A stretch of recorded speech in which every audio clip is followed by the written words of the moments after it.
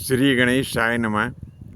प्रिय बंधुओं, आज हम आपको प्रसाद के बारे में बता रहे हैं कि जिस दिन व्रत हो उस दिन हमें प्रसाद खाना चाहिए या नहीं खाना चाहिए।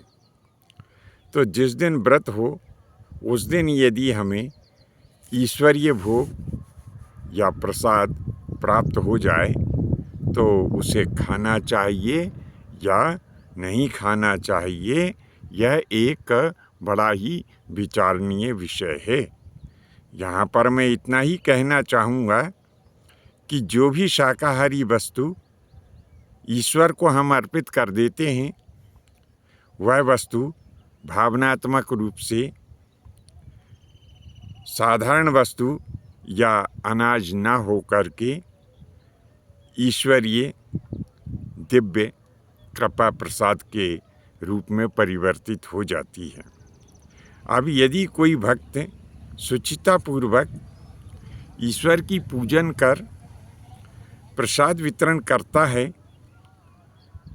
तो यहाँ शुचिता का अर्थ ये है कि जिस वस्तु का उसने प्रसाद बनाया है, सर्वप्रथम तो उस वस्तु को क्रय करने में या उत्पन्न करने में उसने पूर्ण रूप से जो द्रव्य खर्च किया है वह अपना ईमानदारी का और मेहनत का ही द्रव्य हो, जिसके द्वारा उसने उस वस्तु को क्रय किया या अथवा उत्पन्न किया है।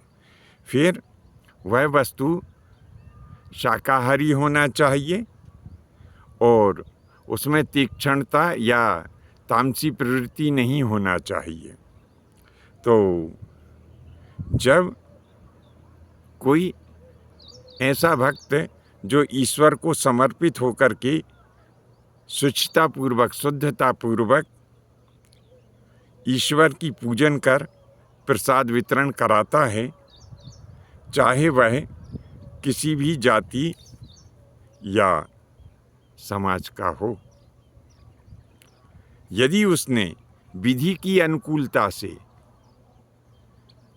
जो है उस प्रसादी को निर्मित किया है, यानी स्नान ध्यान करके और जिस जगह उस प्रसादी को निर्मित किया गया है उस स्थान को अच्छे से जो है शुद्ध और साफ करके और फिर जो है वहाँ पर उस प्रसादी का यदि उसने निर्माण किया है और निर्माण करने के पश्चात उस प्रसादी में यदि उसने तुलसी दल को सम्मिलित किया है तो ये सब सम्मिलित करने के पश्चात उसने उस प्रसाद को ईश्वर को अर्पित कर दिया और ईश्वर को अर्पित करने के पश्चात फिर उसने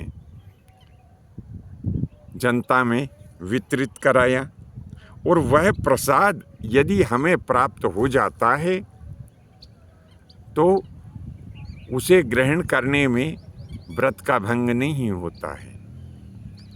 यदि आप उस प्रसाद को ले तो लेते हैं, फिर मन में आपके में ये शंका हो जाए, अरे भैया आज तो व्रत है और व्रत है तो फिर कैसे प्रसाद ग्रहण करें, और आप उस प्रसाद को ग्रहण नहीं करते हैं, रख लेते हैं, किसी अन्य को दे देते हैं, तो क्या है उसमें प्रसाद की अवमानना होती है। इसीलिए आपको जहाँ भी प्रसाद मिले आप उस प्रसाद को ग्रहण अवश्य करें।